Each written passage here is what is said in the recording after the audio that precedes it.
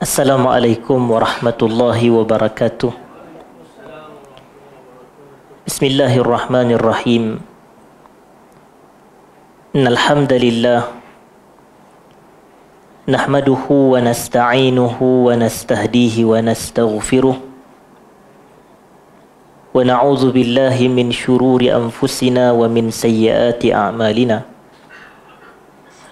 من يهده الله فلا مضل له ومن يضلله فلا هادي له أشهد أن لا إله إلا الله وحده لا شريك له وأشهد أن سيدنا محمدا عبده ورسوله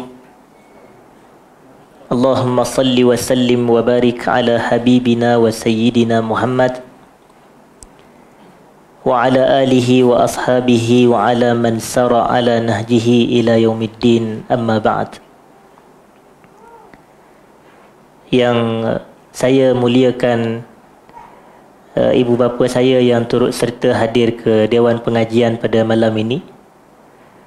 Seterusnya hadirin dan hadirat para pencinta ilmu yang dirahmati Allah sekalian. Pertamanya, alhamdulillah, kita panjatkan syukur kepada Allah Subhanahu wa taala kerana pada malam ini kita dapat sekali lagi berkumpul bagi kita meneruskan majlis pengajian bulanan kita pada membahaskan kitab Mukhtasar Zadil Ma'ad fi Hadi Khairil Ibad sallallahu alaihi wasallam, iaitu ringkasan ke atas kitab Zadul Ma'ad yang ditulis oleh Al-Imam Syamsuddin Ibn Al-Qayyim rahimahullahu ta'ala. Dan perbahasan kita, hadirin dan hadirat, pada malam ini kita akan memasuki topik yang baharu, iaitu perbahasan yang ketiga atau kitab yang ketiga. Dan disebutkan di sini kitab yang ketiga ialah Kitabu Al-Janaiz, kitab berkaitan dengan jenazah, kitab berkaitan dengan jenazah. Dan jenazah adalah manusia yang meninggal dunia.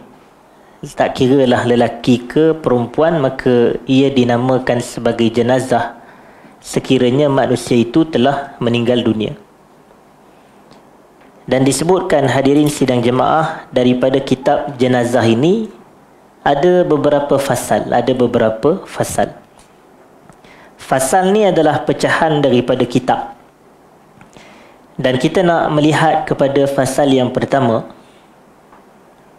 Faslun fi hadihi sallallahu alaihi wasallam fil janaiz was salati alaiha واتباعها ودفنها وما كان يدعو به للميت في صلاة الجنازة وبعد الدفن وتوابع ذلك.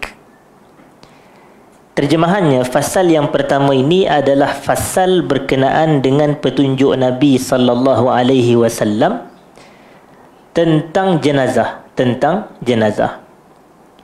serta pelaksanaan solat jenazah. Maknanya petunjuk Nabi berkenaan dengan solat jenazah. Wattiba'iha, petunjuk Nabi berkenaan dengan perbuatan mengiringi jenazah ke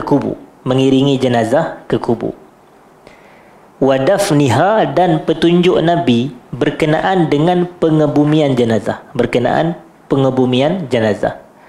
Ad-dafnu adalah pengebumian. Wa ma kana yad'u bihi lil mayyiti fi salatil janazah. Begitu juga fasal ini nak menceritakan tentang apakah doa yang Nabi baca untuk jenazah ketika baginda mendirikan salat jenazah, dan apa doa Nabi kepada si mati selepas pengebumian jenazah, wa tawabi'i zalik, dan perkara-perkara yang berkaitan dengan pengurusan jenazah. Jadi perbahasan kita ni, bila kita cerita tajuk kitab kita ini Zadul Ma'ad fi Hadi Khairil Ibad, maknanya bekalan kita untuk menuju hari akhirat, menerusi petunjuk sebaik-baik hamba Allah, iaitu petunjuk Rasulullah sallallahu alaihi wasallam. Maka kita nak tahu macam manakah Nabi kita ini mendirikan solat jenazah, mengebumikan jenazah, mengiringi jenazah ke kubur, dan doa yang dibacakan oleh Nabi sallallahu alaihi wasallam kepada si mati dalam solat jenazah serta setelah pengebumian. Di dalam arti kata, penulis kitab ni dia nak bahas secara umum berkenaan dengan hukum hakam jenazah, ahkamu al-janazah ataupun ahkamul janaiz. Tapi dari sudut hukum, para ulama kita memang tulis kitab fiqh yang khusus. Kadang-kadang sama ada secara mustaqilan, kitab yang khusus menceritakan tentang fiqh pengurusan jenazah. Itu namanya mustaqil. Mustaqil ni perbahasan yang tersendiri. Memang kitab tu katakan satu jilid memang cerita hukum hakam jenazah sahaja.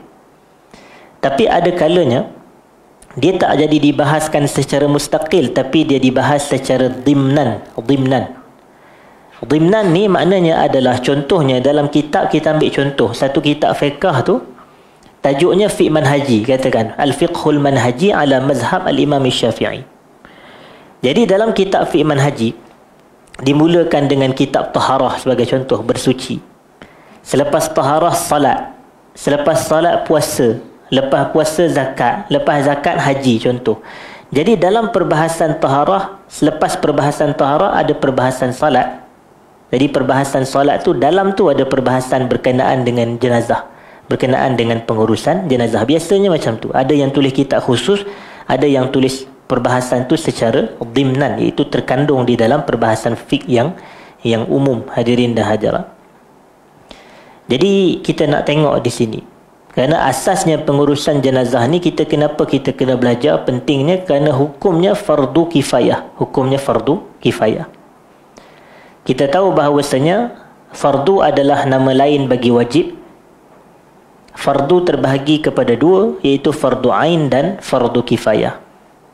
Fardu ain ni kita tahulah seperti salat 5 waktu sehari semalam, seperti mempelajari asas-asas akidah dan tauhid, seperti mempelajari ilmu akhlak yang membentuk peribadi kepada peribadi yang baik. Ini semua wajib, fardu ain, hadirin sidang jemaah. Tetapi fardu kifayah ni contoh mudahnya pengurusan jenazah.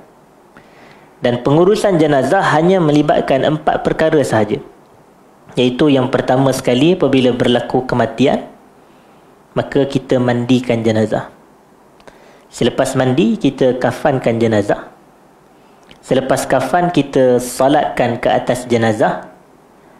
Dan selepas itu kita kebumikan, hadirin dan hadirat. Selepas itu kita kebumikan jenazah. Jadi kita nak tengok apa kata Ibnul Qayyim di sini rahmatullah alaih.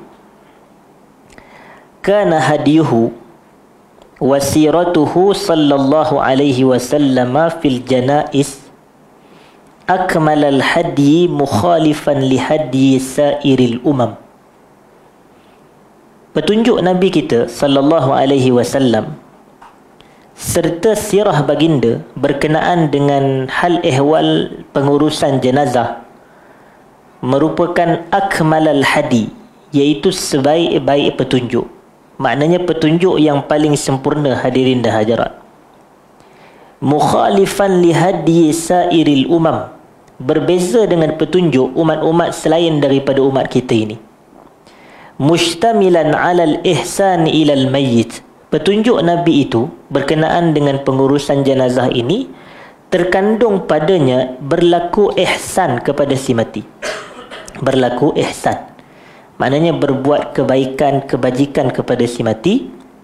Wa muamalatihi bima yanfa'uhu fi qabrihi wa ma'adih, serta petunjuk Nabi mengajarkan kita macam mana kita nak berurusan. Muamalat ni makna dia apa? Berurusan, iaitu berinteraksi dengan si mati ni terhadap perkara yang memberi manfaat kepada si mati di dalam kuburnya serta pada hari akhiratnya. Dalam kuburnya serta pada hari akhiratnya. Wa 'alal ihsani ila ahlihi wa aqaribih, petunjuk Nabi juga mengajar kita macam mana kita nak berbuat ihsan kepada kaum kerabat si mati ni tadi, dan juga kepada ahli keluarganya.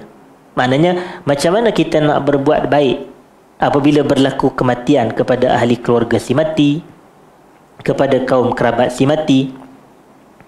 Dan dalam masa yang sama, wa ala iqamati ubudiyyatil hayy lillah fima yu'amilu bihil mayyit. Dan kita ni apabila ada manusia yang menguruskan si mati, daripada perbuatan dia yang menguruskan si mati tu, macam mana kita nak meletakkan kedudukan ubudiyah dia kepada Allah? Dari sudut bila dia uruskan si mati, maka dia boleh nampak sifat kehambaan pada diri dia. Dia boleh menyuburkan sifat kehambaan kepada diri dia, di dalam dirinya, kepada Allah Subhanahu wa ta'ala. Wa tajhizihi ila Allah ta'ala ala ahsani ahwalihi wa afdaliha. Jadi ini yang kita telah sebutkan tentang petunjuk Nabi dalam pengurusan jenazah dengan sebaik-baik keadaan dan sebaik-baik cara, hadirin dan hadirat. Jadi Nabi SAW dalam bab pengurusan jenazah ini, antara petunjuk baginda adalah baginda dan para sahabat baginda akan berdiri. Ini menunjukkan salat jenazah sufufan, dalam saf, mendirikan saf. Yahmadunallaha wa yastaghfiruna lahu. Mereka puji Allah dan mereka memohon keampunan Allah untuk si mati. Wa yastaghfiruna lahu ni, mereka memohon pengampunan Allah untuk si mati. Wa yas'aluna lahul maghfirah, dan mereka mendoakan semoga Allah ampunkan si mati. Warrahmah, supaya Allah sayang kepada si mati. Wattajawaz anhu, supaya Allah memberikan kemaafan kepada si mati. Kemudian antara petunjuk Nabi SAW adalah summal mashyu baina yadayhi ila ayyudi'ahu hufratahu. Kemudian Nabi SAW, antara petunjuk Nabi adalah Nabi berjalan di hadapan si mati, sehinggalah Nabi meletakkan si mati ke lubang kuburnya. Maknanya ini perbuatan apa? Mengiringi si mati ke perkuburan. Maknanya Nabi duduk di depan, mengiringi, membawa bersamanya jenazah si mati dan dibawa ke kubur, hadirin sidang jemaah, untuk dikebumikan. Hufrah ni maknanya lubang. Maknanya lubang yang kita nak kebumikan si mati. Summa yakumu huwa wa ashabuhu ala qabri. Kemudiannya, setelah Nabi dan para sahabat sampai ke kubur, dan setelah selesai daripada pengebumian, setelah selesai kita kebumikan jenazah, Nabi dan para sahabat baginda ni berdiri di kubur si mati. Nabi akan berdiri di kubur si mati. Maknanya ni selepas selesai urusan pengebumian, Nabi dan para sahabat berdiri. Kemudian apa Nabi buat? Sa'ilina lahu tasbit.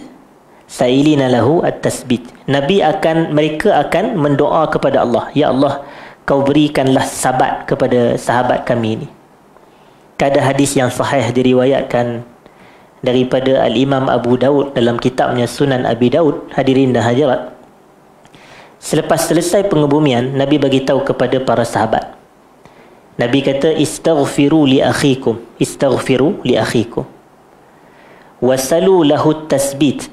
Wasalu lahu at-tasbit. Fa innahu al-ana yus'al. Ini selepas pengebumian dia dijalankan, Nabi kata kepada para sahabat, istaghfiru li akhikum. Tolonglah doakan semoga Allah ampunkan saudara kamu. Istaghfiru li akhikum. Minta ampunlah kepada Allah untuk saudara kamu ni. Maknanya lafaz dia kita akan cakap macam mana? Allahumma ghafir lahu contohnya. Warhamhu wa'afihi wa'afu anhu. Boleh selepas dikebumikan boleh. Walaupun itu doa dalam salat jenazah. Tapi boleh. Maknanya sebab Nabi kata istaghfiru li akhikum. Mintalah ampun kepada Allah buat saudara kamu ini. Wasalullaha lahu tasbit. Dan mintalah kepada Allah semoga Allah memberikan sabat. Sabat ni maknanya ketetapan. Sabat ni maknanya ketetapan kepada dia dalam kubur dia. Kenapa nak diberikan sabat? Kenapa nak diberikan ketetapan di dalam kubur? Maka dikatakan oleh Nabi SAW, fa'innahul ana yus'al. Kerana beliau pada sekarang ini sedang ditanyakan. Maknanya dia sedang berdepan dengan soalan daripada malaikat. Soalan daripada malaikat. Jadi sebab itu Nabi SAW kata fa innahul ana yus'al, dia sedang ditanyakan. Kerana kita tahu bahawasanya apabila kita masuk ke dalam kubur, kita akan ditanyakan soalan-soalan, hadirin sidang jemaah. Maknanya ditanyakan tentang siapa Tuhan kamu, apa agama kamu, dan siapa nabimu. Ini 3 soalan yang penting, hadirin sidang jemaah. Itu apa agamamu, siapa Tuhanmu, apa agamamu, dan siapa nabimu. Tapi kita, kalau kita tak beramal tanpa ilmu, macam mana kita nak jawab, hadirin sidang jemaah? Jadi sebab itu kita berhajat kepada ilmu dan amalan. Dan kemudian setelah daripada itu, summa yata'ahaduhu biziyarah ila qabrihi wassalami alaih. Kemudian setelah selesai urusan pengebumian, Nabi dah pulang ke rumah apa semua kan, orang Islam pun semua dah balik semua ke rumah masing-masing. Nabi melazimi perbuatan menziarahi kubur. Nabi melazimi perbuatan menziarahi kubur. Wassalami alaih, dan Nabi mengucapkan salam kepada saudara yang meninggal itu tadi. Nabi mengucapkan salam kepada saudara yang meninggal. Macam contoh kita ucapkan bila kita masuk ke tanah perkuburan, kita kata assalamualaikum ahlad diyar minal mu'minina wal muslimin. Kita kata begitu, assalamualaikum, sama ada ya ahlad diyar minal muslimin minal mu'minina wal muslimin. Salam sejahtera ke atas kamu wahai penghuni kubur, kita kata, dari kalangan orang Islam yang beriman. Kemudian kita tambah lagi, kita kata wa inna insya'allaha bikum lahiqun, kami akan menyusul insya-Allah selepas ini. Maknanya kami akan menyusul kamu selepas daripada ini.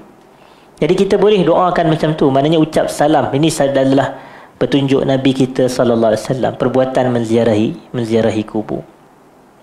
Dan disebut, walaupun pada awalnya menziarahi kubur ni adalah perkara yang dilarang di sisi syarak, sebagaimana yang kita maklum, cuma larangan ini telah mansukh,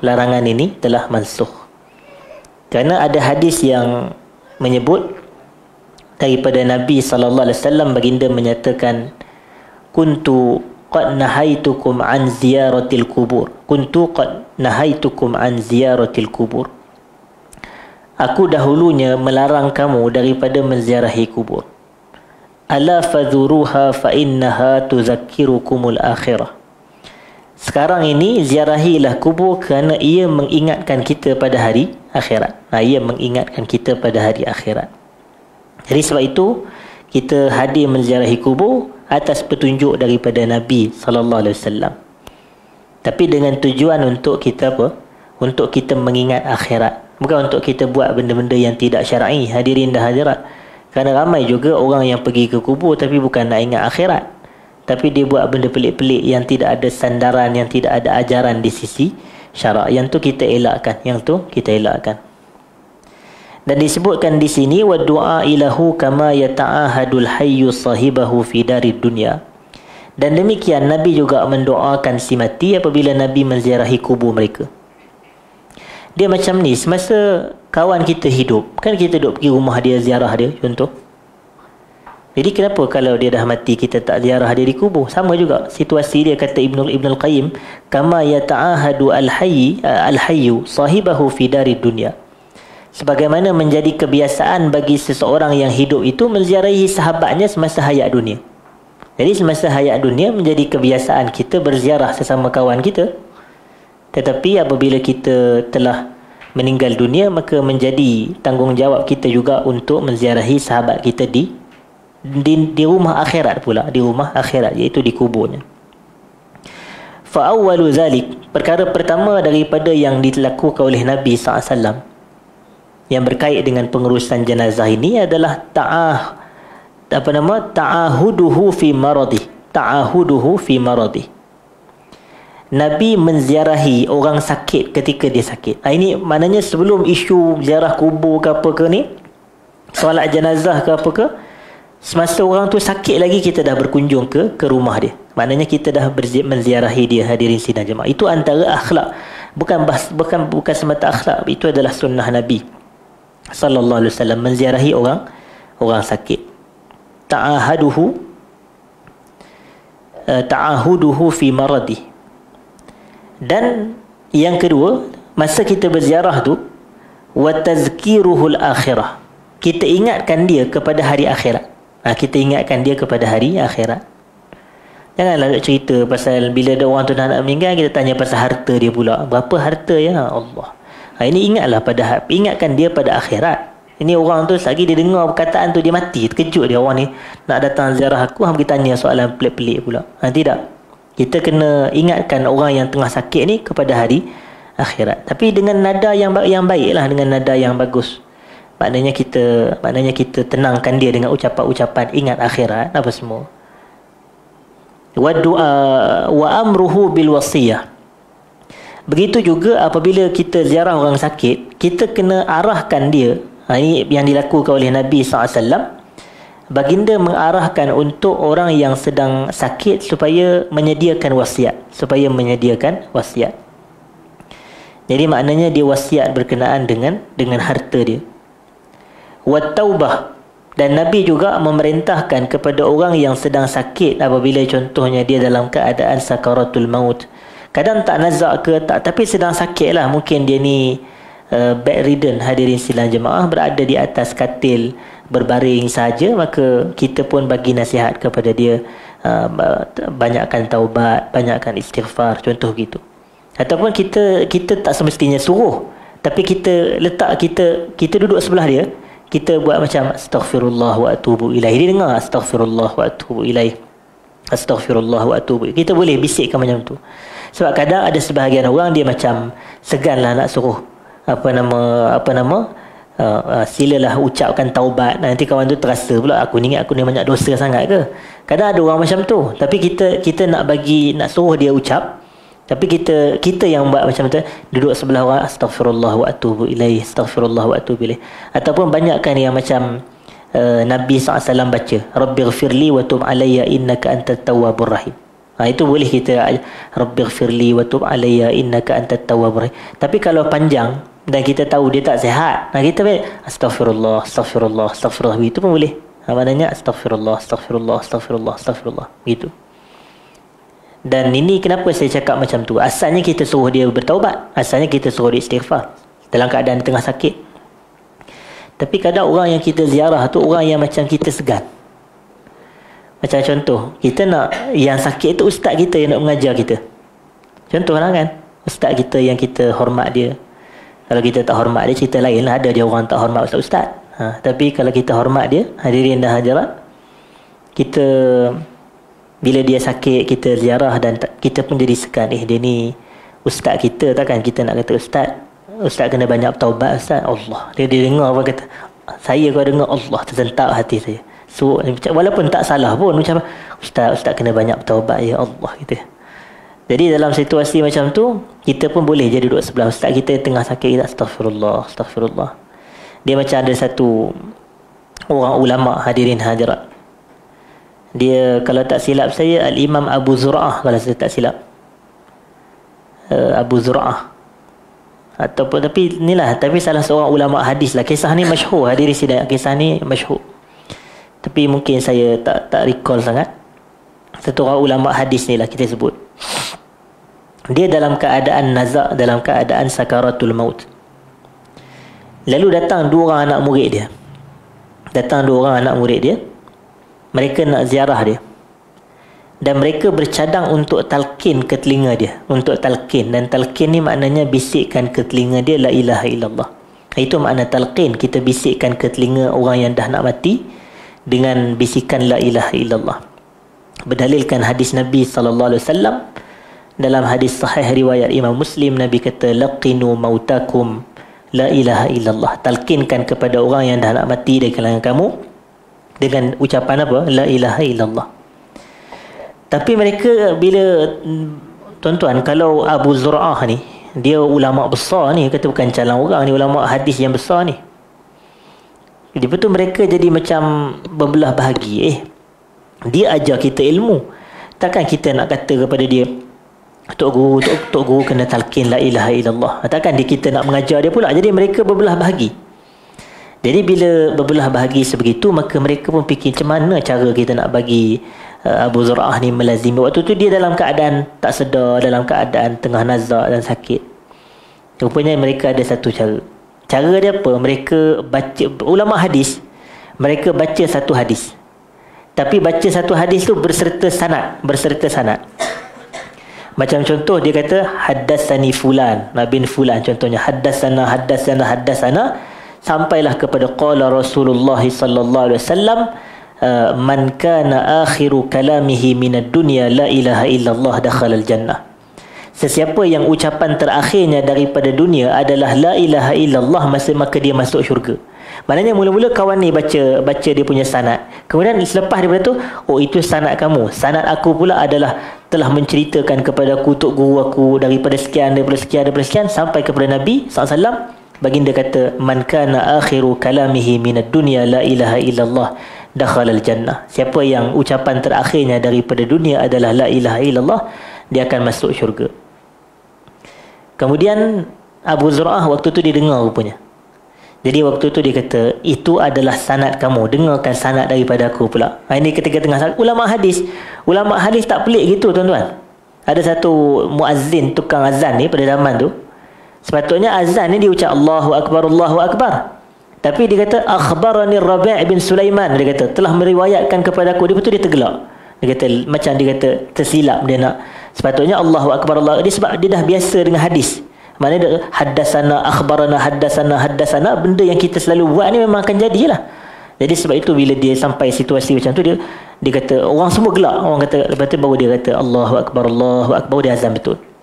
Jadi Abu Zur'ah ni tadi bila dia dengar anak-anak murid dia kata haddasana, dia pun adalah, itu adalah riwayat daripada kamu, dengarkan riwayat daripada aku. Dia pun baca, telah menceritakan kepada aku guru aku sekian bin sekian daripada gurunya sampai kepada Nabi SAW. Baginda bersabda, man kana akhiru kalamihi minad dunya la ilaha illallah.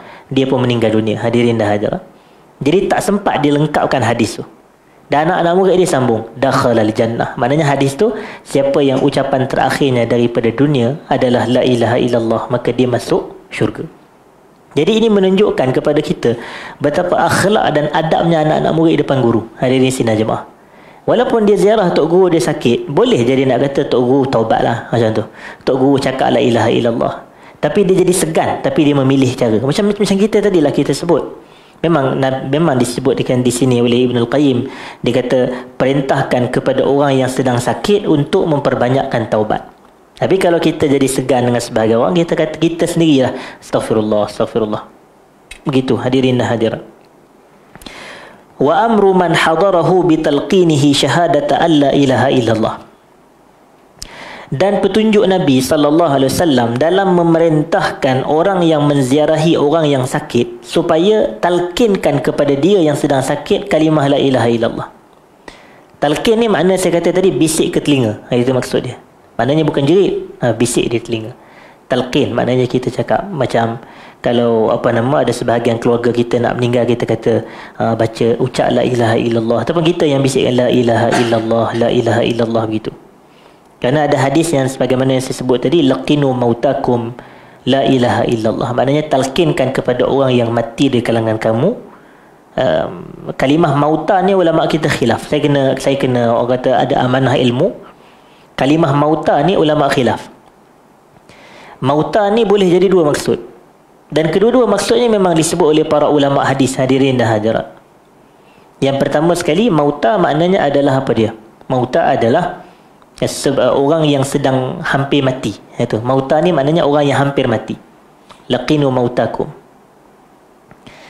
Yang kedua, mauta adalah orang yang telah mati. Orang yang telah mati. Jadi dan ada sebahagian riwayat ada juga menyebut talqinkan kepada mauta ni surah Yasin. Ada juga riwayat yang begitu.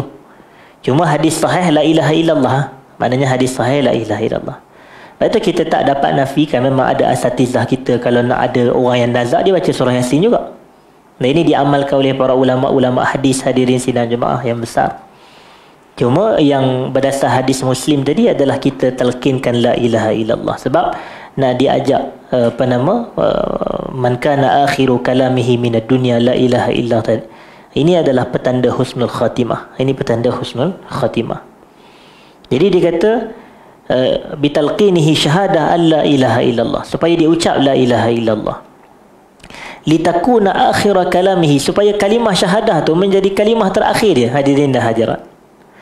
Summa nahyu an adatil umami allati la tu'minu bil ba'si wan nusyur. Kemudian Nabi SAW memberi larangan dalam urusan pengurusan jenazah ni. Nabi berikan larangan daripada kita mengikuti adat umat-umat dahulu yang tak beriman pun pada hari kebangkitan, tak beriman pun pada hari kiamat. Apa contoh larangan daripada perbuatan adat? Maknanya adat masyarakat jahiliah tu. Orang yang tak beriman ni maknanya zaman jahiliah dulu lah. Iaitu min latmil khudud, daripada duk tanpa pipi. Hadirin dan hadirat, bila berlaku kematiannya dia meratap tanpa pipi, tarik baju, koyakkan baju. Ini maksudnya menjerit-jerit. Wa tawabi' dzalik, dan perkara-perkara yang seumpama dengannya. Maknanya ini adat jahiliah, maknanya tidak dibenarkan. Maknanya ada larangan Nabi SAW, maknanya jangan kita meratap. Maknanya ada sebahagian menyebut sebagai an-niyahah. Niyahah ni maknanya ratapan apabila berlaku kematian si mati. Dan dikatakan wasunnal khusyu' lil mayyit, disunatkan untuk kita ni bersifat khusyuk apabila kita berada di sisi si mati. Dan khusyuk di situ maknanya kita bersifat tenang. Itu maknanya. Dia khusyuk di situ maknanya kita bersifat tenang. Maknanya kita kalau berada di depan ataupun berhampiran atau di sisi orang yang dah mati, kita kena khusyuk, maknanya kena tenang, tunduk, begitu. Dan dikatakan di sini, dikata oleh Ibn Al-Qayyim, wasunnal buka' allazi la sauta ma'ahu, disunatkan juga untuk kita menangis, tapi tangisan yang tidak berserta dengan suara. Maksud suara di situ tangisan yang tak berserta dengan bunyi. Saut ni bunyi. Jadi maknanya tangisan tu maknanya boleh menangis, maknanya mengalir air mata, tapi tak adalah sampai menjerit-jerit, duk merati. Itulah yang maksudnya larangannya adalah tangisan yang berlebihan. Tapi kalau tangisan sekadar mengalir air mata, ini tidak ada masalah. Macam kadang kita dengar ada satu ustaz ke ustazah ke yang berceramah, tapi kita tersentuh dengan ucapan dia. Kadang bila kita dengar saja mengalir air mata kita. Ada juga macam tu. Memang ada penceramah atau pendakwah yang memang dia ada seni nak buat orang macam tu. Kadang dia bukannya nak pun, tapi sebabkan dia bercakap dengan hati. Ada orang bercakap dengan lidah, ialah kita semua bercakap dengan lidah, tapi daripada hati. Itu maksud dia. Itu yang bila kita dengar tu kita pun rasa macam terkesan, dan kita pun menangis. Bagaimana Nabi SAW, sifat ceramah Nabi begitulah. Macam mana kata Al-Irbad bin Sariyah radhiyallahu ta'ala anhu. Al-Irbad bin Sariyah dalam hadis sahih, dia kata, wa'azana Rasulullah sallallahu alaihi wasallam mau'izatan wajilat minhal qulub wa zarafat minhal uyun. Satu hari Rasulullah SAW memberi peringatan kepada kami dengan satu peringatan yang wajilat minhal qulub, hati kami rasa takut. Dia kata hati kami rasa takut. Wa zarafat minhal uyun, dan air mata berlinangan. Wa zarafat minhal uyun. Fakulna, lalu kami pun tanya kepada Nabi, ya Rasulullah, ka'annaha wasiyatun, ka'annaha mau'izatun muwaddi' fa'ausina. Seakan-akan ni adalah peringatan orang yang nak pergi jauh ni. Wasiat dan nasihat yang Nabi bagi itu macam nasihat orang yang nak pergi jauh. Maka bagilah wasiat kepada kami, tinggalkan pesanan untuk kami. Lalu Nabi pun SAW kata, usikum bitaqwallah, aku pesan kepada kamu supaya hendaklah kamu apa? Takwa kepada Allah. Wassam'i wa ta'ah, wa in ta'ammara alaikum abdun habasyiyun, dengar dan taat sekiranya ataupun sekalipun yang akan menjadi pemimpin kamu adalah dari kalangan seorang hamba yang berbangsa Habsyah, maknanya hamba berkulit hitam. Hadirin sidang jemaah, fa innahu may ya'ish minkum ba'di, kerana orang yang hidup selepas daripada aku ini, fasayara ikhtilafan katsira, dia akan tengok perselisihan yang begitu banyak. Fa'alaikum bisunnati wa sunnatil khulafa'ir rasyidin al-mahdiyyin min ba'di addu 'alaiha bin nawajis wa iyyakum wa muhdatsatil umur fa inna kulla bid'atin dhalalah wa kulla dhalalatin finnar, atau kama qala sallallahu alaihi wasallam. Jadi Nabi kata sesungguhnya orang yang hidup selepas daripada aku ini, dia akan tengok perselisihan yang begitu banyak. Jadi Nabi dah bagi dah kepada kita solusi dalam kita nak menyikapi perselisihan ini. Nabi kata fa'alaikum bisunnati, pegang teguh dengan sunnah aku. wa sunnatil khulafa'ir rasyidin al-mahdiyyin min ba'di, dan sunnah para khulafa'ir rasyidin yang mendapat petunjuk selepas daripadaku. Sunnah Abu Bakar, sunnah Umar, sunnah Uthman, sunnah Ali radhiyallahu anhum ajma'in. Wa iyyakum wa muhdatsatil umur, dan jaga-jagalah kamu dengan perkara-perkara baharu yang direka dalam urusan agama ini. Fa inna kulla muhdatsatin bid'ah, kerana itu adalah bid'ah. Wa kulla bid'atin dalalah, kata Nabi, setiap bid'ah itu adalah sesat. Jadi ini menunjuk kepada kita bahawasanya Nabi ni punya mau'izah Nabi boleh menyebabkan orang menangis. Hadirin sekalian jemaah. Jadi tangisan itu maknanya tangisan mengalir air mata. Bukan maksudnya bila dengar Nabi berceramah tu orang duk menjerit-jerit hu ke macam mana orang menangis. Ini tidak. Ini sebab tu maknanya tangisan biasa sahaja. Kata Ibnul Qayyim, disunatkan menangis juga apabila berlaku kematian, tetapi bukanlah tangisan yang ada kuat suaranya atau kuat bunyinya. Wa huznal qalb, dan dalam masa yang sama disunatkan hati merasa sedih ketika berlaku kematian. Disunatkan untuk kita ni sedih, bersedih hati kita ini apabila berlaku kematian. Wa kana maknanya dikata wasannal khusyuk, baginda menyunatkan, baginda menghukum sunat untuk kita khusyuk kepada si mati. Wal buka allazi la sauta ma'ah wa huznal qalb, dan baginda mensunatkan untuk kita ini bersedih, hati kita bersedih apabila kita berlaku kematian. Dan dikatakan di sini penting, wa kana yaf'alu zalika wa yaqul, dan ini dilakukan sendiri oleh Rasulullah sallallahu alaihi wasallam, dan baginda mengatakan apa ni apabila berlaku kematian. Apa kata Nabi? Tadma'ul ain, air mata mengalir. Wa yahzanul qalb, jantung hati berduka cita, jantung hati bersedih. Wala naqulu illa ma yurdi Rabb, dan kita tidak mengatakan kecuali apa yang Tuhan kita redha sahaja. Maknanya bila kita bersedih, tuan-tuan perasan tak, kadang apabila orang kita bersedih, dia cakap perkataan yang tak elok. Contohnya lah, dia kadang-kadang dia macam bila berlaku kematian, dia duk kata kenapalah begini contoh.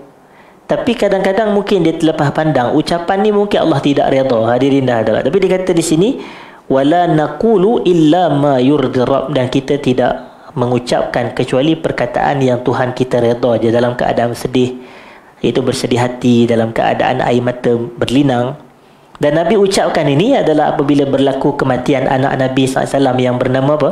Ibrahim. Nabi ucapkan perkataan ni apabila meninggalnya anak lelaki Nabi SAW bersama dengan Sayyidah Maria Al-Qibtiyah radhiyallahu ta'ala anha, iaitu Ibrahim ibnu Rasulullah sallallahu alaihi wasallam. Nabi sangat bersedih dengan kematian Ibrahim yang meninggal pada waktu kecil itu. Hadirin dan hadirat.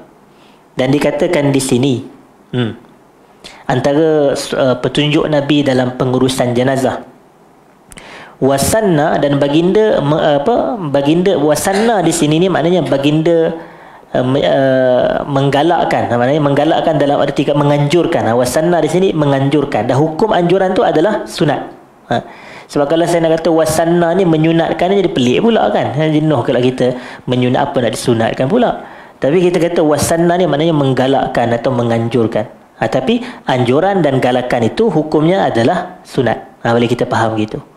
Wasanna li ummatihi sallallahu alaihi wasallam alhamda wal istirja' wal ridha anillah.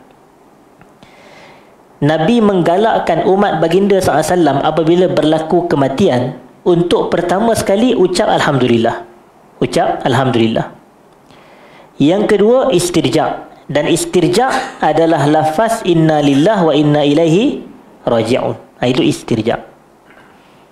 Sebab itu kalau para penuntut ilmu, kita lah sebagai contoh, para penuntut ilmu, para pencinta ilmu, bila berlaku kematian, kadang kita baca kawan-kawan kita dia tulis Alhamdulillah inna lillah wa inna ilaihi raji'un. Contoh, dia akan ucap Alhamdulillah inna lillah wa inna ilaihi raji'un.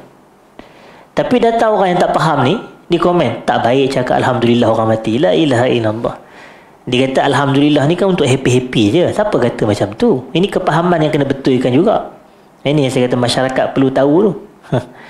Bahawasanya ucapan Alhamdulillah bukan semestinya untuk gembira sahaja. Sebab itu kita kata dia ada dua situasi. Ada dua situasi. Yang pertama, Nabi SAW ajar kita, kalau kita dapat situasi menggembirakan, maka ucapan kita Alhamdulillah allazi bi ni'matihi tatimmus salihat. Tatimmu as-salihat. Alhamdulillahillazi bi ni'matihi tatimmus salihat. Segala puji bagi Allah yang mana dengan nikmatnya sempurna segala kebaikan. Itu terjemahan Alhamdulillahillazi bi ni'matihi tatimmus salihat. Maknanya kalau dapat kebaikan, dapat keseronokan, dapat kegembiraan, baca lafaz Alhamdulillah sebegitu. Dan situasi yang kedua, apabila berlakunya kesedihan, kesukaran, kesusahan, maka kita membaca Alhamdulillah ala kulli hal. Kan pendek je, Alhamdulillah ala kulli hal. Tapi boleh tak kalau kita nak, macam kalau kita rasa seronok, kita kata Alhamdulillah. Boleh tak kalau kita berpadat? Jawapannya boleh. Tak ada masalah. Cuma afdalnya Alhamdulillah allazi bi ni'matihi tatimmus salihat. Sama juga kalau ada berlaku perkara yang duka cita kepada kita, boleh tak kita berpada dengan Alhamdulillah? Boleh. Tapi kita kata afdalnya ucap Alhamdulillah ala kulli hal. Begitu. Tak adalah pula kalau kita ucap Alhamdulillah jadi bid'ah pula. Sebab Nabi tak macam tak, mana ada orang kata macam tu. Jadi sebab itu kita kena faham, boleh je kita Alhamdulillah dalam keadaan sedih. Jadi kita boleh ucap Alhamdulillah, kemudian kita sambung Inna lillahi wa inna ilaihi raji'un. Dan lebih baik kita sambung dengan doa. Kalau dia lelaki, Allahumma ghafir lahu warhamhu wa'afihi wa'fu anhu wa akrim nuzulahu wa wasi' mudkhalahu wa ghsilhu bil ma'i was salji wal barad. Dan tambah lagi doa, Allahumma naqqihi minal khataya kama yunaqqa thawbul abyadu minad danas. Allahumma aghsilhu Allahumma abdilhu daran min darih wa zawjan khairan min zawji wa ahlan khairan min ahli. Begitu. Ini antara doa-doa yang Nabi SAW baca kepada si mati. Jadi boleh sebegitu hadirin sidang jemaah. Jadi kalau kita nampak ustaz-ustaz kita bila berlaku kematian dia kata Alhamdulillah, yang kita marah pula. Yang kita letak emoji angry pula, kata apalah ustaz ni. Kata Alhamdulillah pula, kita mengadu kematian dia ucap Alhamdulillah. Tapi maknanya Alhamdulillah ala kulli hal. Sebab itu kan ada satu hadis yang Nabi SAW kata ajaban li amril mu'min. Nabi kata ajaban li amril mu'min. Nabi kata hebat betul lah urusan orang beriman ni. Nabi kata inna amrahu kullahu lahu khair. Segala urusannya adalah baik je. Maknanya semua yang berlaku kepada dia, semua tu baik je. Dia kata in asabathu sarra, kalau dia ditimpa, dia mendapat kegembiraan, syakar. Dia bersyukur dan dia rasa syakar, dan itu baik untuk dia. Wa in asabathu darra, tapi kalau kemudaratan, keburukan yang menimpa dia, sabar. Yang pertama dia syakar, dia syukur. Yang ni dia sabar, iaitu dia bersabar. Hadirin sidang jemaah. Dan itu pun baik juga untuk dia. Jadi itu yang Nabi SAW kata, pelik sungguh urusan orang beriman, menakjubkan sungguh urusan orang beriman. Dan Nabi SAW kata ini tidak akan berlaku kecuali kepada orang beriman sahaja. Tapi maksudnya apa? Kecuali orang yang benar-benar mencapai kesempurnaan iman. Maknanya bukanlah maknanya kalau orang tu dia tak bersabar bila dia ditimpa mudarat jadi kafir pula, yang salah faham. Maknanya kalau dia tak bersabar bila dia timpa keburukan, dia masih mukmin, cuma imannya tak sempurna. Itu maksud dia. Jadi ini tahapan kesempurnaan iman. Ini bab-bab akidah sikit. Hadirin dah tahu. Jadi itu satu. Dan yang kedua, mengucap istirja. Yang kedua adalah mengucap istirja. Dan istirja bagaimana yang kita sebut adalah ucapan inna lillahi wa inna ilaihi raji'un. Dan ini istirja ni adalah sunnah yang diajar oleh Quran, petunjuk yang diajar oleh Quran dan diajar oleh Nabi sallallahu alaihi wasallam. Allah Taala sebut dalam Quran, Allah kata wala nabluwannakum bi syai'in minal khaufi wal ju'i wa naqsin minal amwali wal anfusi was samarat wa basyiris sabirin allazina idza asabathum musibatun qalu inna lillahi wa inna ilaihi raji'un ulaika alaihim salawatun min rabbihim wa rahmah wa ulaika humul muhtadun. Hadirin dah hadirat. Terjemahannya adalah walanabluwannakum, dan kami pasti akan menguji kamu, bisyai'in, dengan sedikit, minal khauf, daripada perasaan takut, wal ju', perasaan lapar, wa naqsin minal amwal, kehilangan harta benda, wal anfus, kematian jiwa dan nyawa, was samarat, kemusnahan, kerosakan hasil tanam-tanaman kita. Wa basyiris sabirin, dan berilah khabar gembira kepada orang yang sabar. Lalu Allah menjelaskan orang yang sabar itu ialah allazina idza asabathum musibah. Golongan yang apabila musibah datang kepada mereka, asabathum musibah, qalu, mereka akan mengucapkan inna lillahi wa inna ilaihi raji'un. Sesungguhnya kami ini adalah milik Allah dan sesungguhnya kepada Allah kami kembali. Kami milik Allah, kepadanya kami kembali. Jadi ini ciri-ciri siapa? Orang yang sabar, ciri-ciri orang yang sabar. Lalu Allah memberikan atau memberitahu kepada kita, ganjarannya adalah ulaika alaihim salawatum min rabbihim wa rahmah. Mereka ini mendapat selawat daripada Tuhan mereka dan mereka mendapat rahmat daripada Tuhan mereka. Dan selawat daripada Allah kepada hamba-Nya adalah maghfirah, pengampunan daripada Allah. Itu makna selawat Allah kepada kita, yang kita sebut man salla alayya salatan sallallahu alaihi biha asyara. Siapa yang berselawat ke atas aku, itu Rasulullah, dengan satu selawat, Allah berselawat ke atas dirinya dengan 10 selawat. Jadi maknanya Allah beri pengampunan kepada dia, pertolongan kepada dia, permudahkan urusan dia. Kemudian Allah kata ulaika alaihim salawatum min rabbihim wa rahmah wa ulaika humul muhtadun, dan mereka mendapat petunjuk daripada Allah Subhanahu wa taala. Jadi ucap istirja. Dan dalam petunjuk Nabi SAW, Nabi mengajarkan kepada kita bukan semata istirja, tapi kita tambah dengan satu doa lagi. Pertama, ucap inna lillahi wa inna ilaihi raji'un, satu. Yang kedua, kita tambah dengan doa Allahumma ajurni fi musibati wa akhlif li khairan minha. Allahumma ajurni fi musibati wa akhlif li khairan minha. Jadi macam petunjuk Nabi, apabila kita diuji, pertama sekali puji Allah. Puji Allah. Lafaz yang lengkap alhamdulillah ala kulli hal. Segala puji bagi Allah atas setiap keadaan yang berlaku. Baik pun puji Allah, buruk pun puji Allah. Satu. Yang kedua, kalau musibah tu berlaku kepada kita, sunat kepada kita ucap inna lillahi wa inna ilaihi raji'un. Dan yang ketiga, kita susuli dengan doa tadi Allahumma ajurni fi musibati wa akhlif li khairan minha. Ya Allah, kau berilah ganjaran pahala kepadaku atas musibah yang menimpaku ini, dan kau gantikanlah aku dengan sesuatu yang lebih baik daripadanya. Kau gantikan aku dengan sesuatu yang lebih baik daripadanya. Itulah yang kita biasa dengar kisah isteri Nabi SAW. Namanya Ummu Salamah radhiyallahu ta'ala anha. Kita tahulah Ummu Salamah ni maknanya apa? Mak kepada siapa? Mak kepada Salamah. Tapi Salamah ni bukan anak Nabi. Kita tahu Nabi mana ada anak nama Salamah, betul atau tidak? Nabi kita ada 7 orang anak, 3 lelaki dan 4 perempuan. Dan anak perempuan Nabi kita kata adalah Zainab, Ruqayyah, Ummu Kulthum dan Fatimah. Adapun anak lelaki Nabi adalah Al-Qasim, Abdullah dan juga Ibrahim yang kita sebutkan sebentar tadi. Jadi mana Salamah? Menunjukkan Ummu Salamah tu bukan anak Nabi lah. Jadi dia adalah anak hasil daripada perkahwinan Ummu Salamah dengan siapa? Abu Salamah. Jadi mereka berkahwin, Abu Salamah dan Ummu Salamah berkahwin, dapat anak nama Salamah, dan mereka berkunyah dengan kunyah tersebut, dengan nama anak mereka yang nama Salamah. Cumanya takdir Allah Ta'ala, Abu Salamah ni meninggal.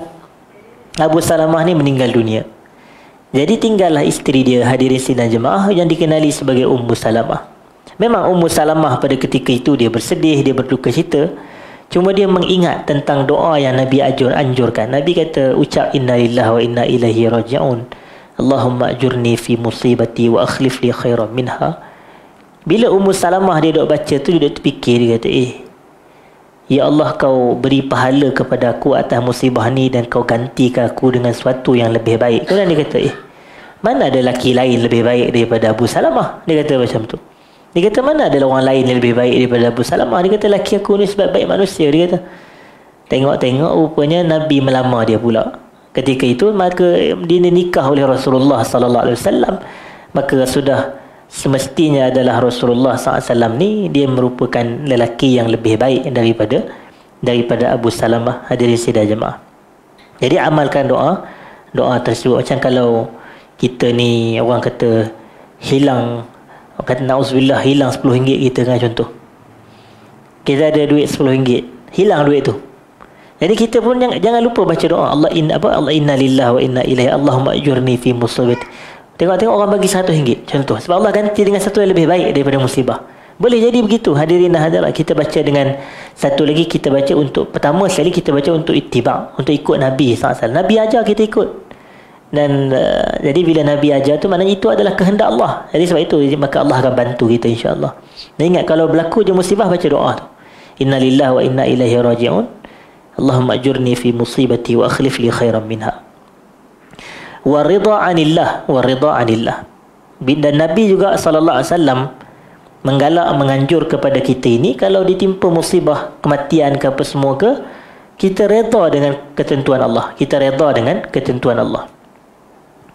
Walam yakun zalika munafiyan lidam'il 'aini wa huznil qalb. Dan tidak menafikan perbuatan kita redha kepada Allah tu apabila kita menangis dan apabila hati kita bersedih. Maknanya kalau orang tu menangis bila ada kematian dalam kalangan keluarga dia contoh, adakah itu makna dia tak redha dengan musibah Allah? Tak semestinya. Dia tidak menafikan. Maknanya menangisnya kita tak menafikan yang kita redha dengan ketetapan Allah. Itu jangan salah faham. Nanti kadang bila berlaku kematian, ada orang tu menangis, kita kata tak boleh menangis, kita kata. Itu maknanya kita tak redha dengan ketetapan. Siapa pula kata tak boleh menangis? Ini Nabi menangis. Jadi sebab itu dalam ni kita kena jelas tentang petunjuk Nabi sallallahu alaihi wasallam. Sebab ni kadang-kadang kita tengok, biasa juga saya pun ada tengok video-video yang viral kadang-kadang. Ada satu makcik tu dia, anak dia bagi tahu, dia kata mak kawan ni dah meninggal. Kawan tu maknanya anak dia lah. Maknanya anak dia kata, "Allah dah meninggal anak aku ya," dia kata. "Dah meninggal anak aku." Dia pun menangis. Dia kata, kemudian anak dia kata, yang anak-anak yang lain lah, dia kata, "Mak jangan menangis mak." Dia kata tak boleh menangis. Kata kesian kepada. Mana boleh menangis, bukan tak boleh menangis. Cuma yang tak boleh ni meratap. Yang meratap tak boleh. Hadirin sidang jemaah. Ada beza. Maknanya meratap-ratap, menjerit-jerit, cari pakaian, tepuk lagi apa tanpa pipi, yang itu tak dibenarkan. Tanpa badan, itu tak dibenarkan. Tapi menangis boleh. Hati bersedih boleh.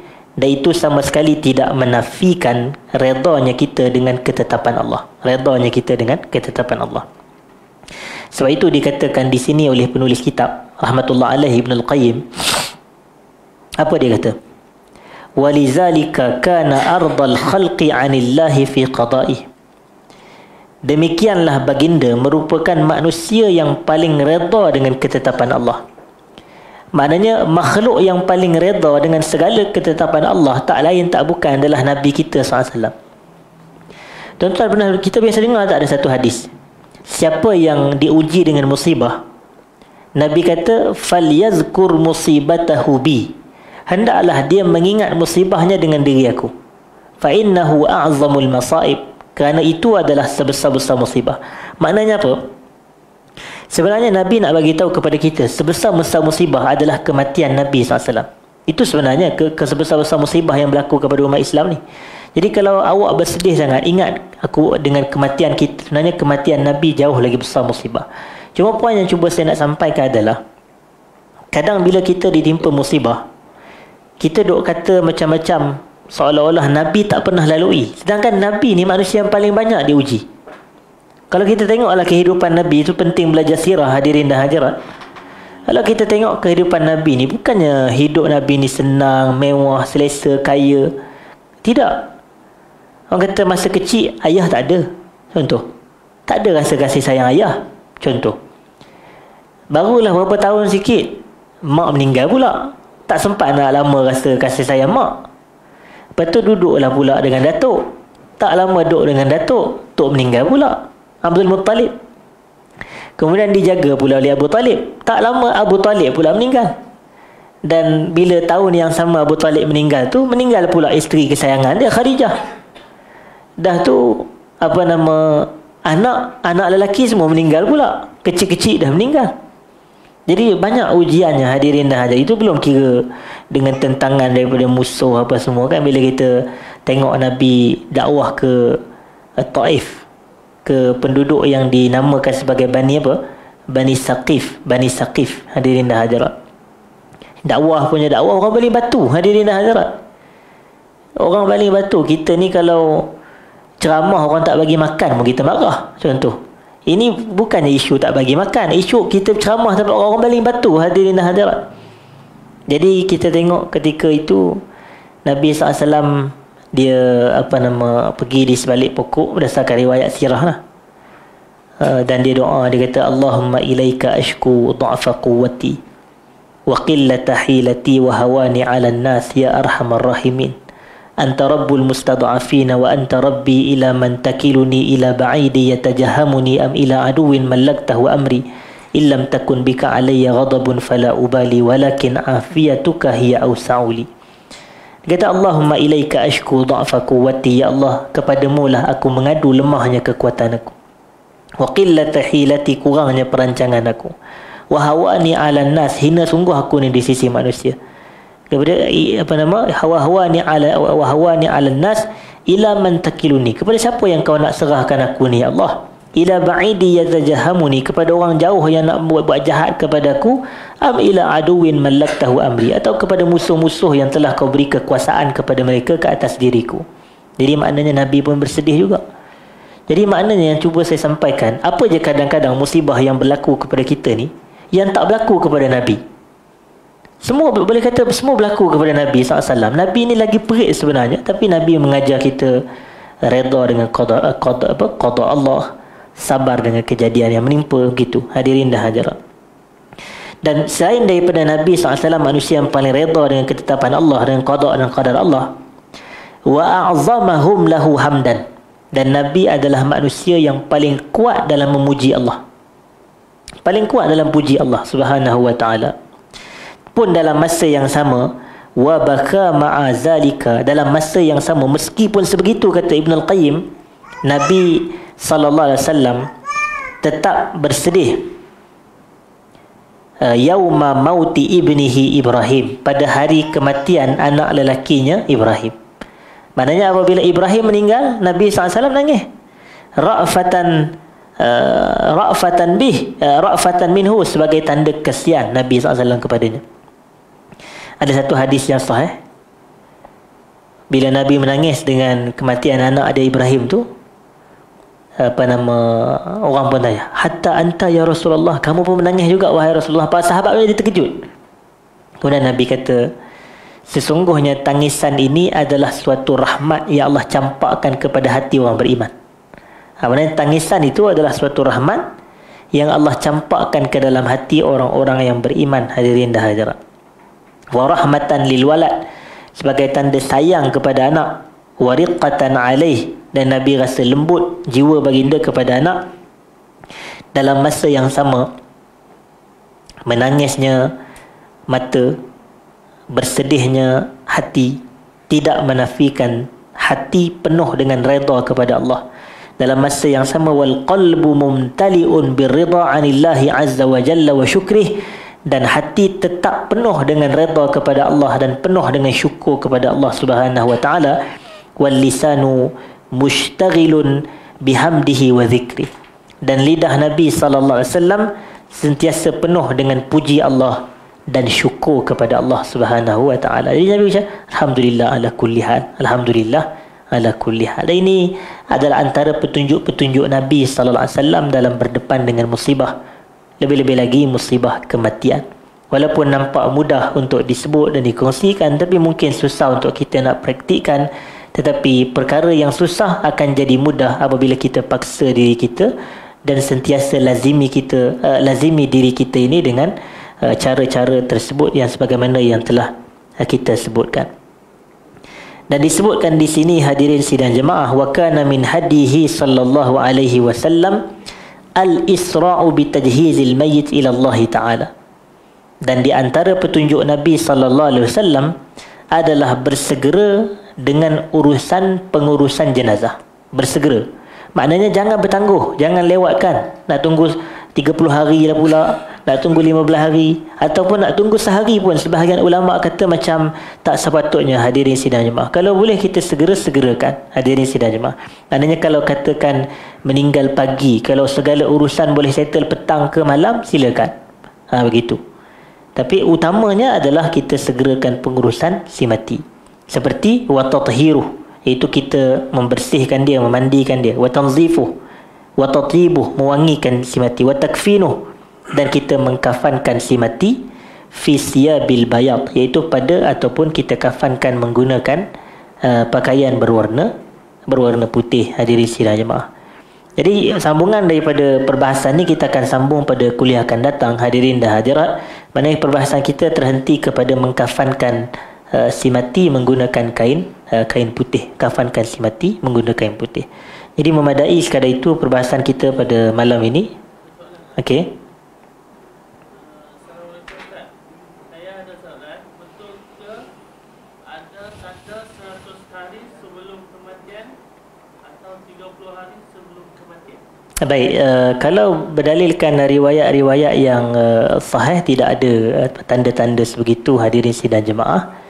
Kerana kita tidak sabit mendengar daripada kematian Nabi SAW, sedangkan kematian Nabi itu adalah perkara penting, tapi kita tak dimaklumkan tentang tanda-tanda 100 hari atau beberapa hari sebelum kematian. Kerana tidak ada orang yang tahu secara jazam tentang hakikat sebenar kematian dia, hadirin dan hadirat.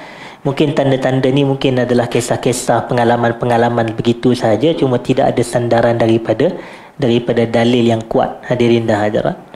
Jadi memadai sekadar itu perbahasan kita pada malam ni. Aqulu qawli hadza wa astaghfirullahal azim li wa lakum. Assalamualaikum warahmatullahi wabarakatuh.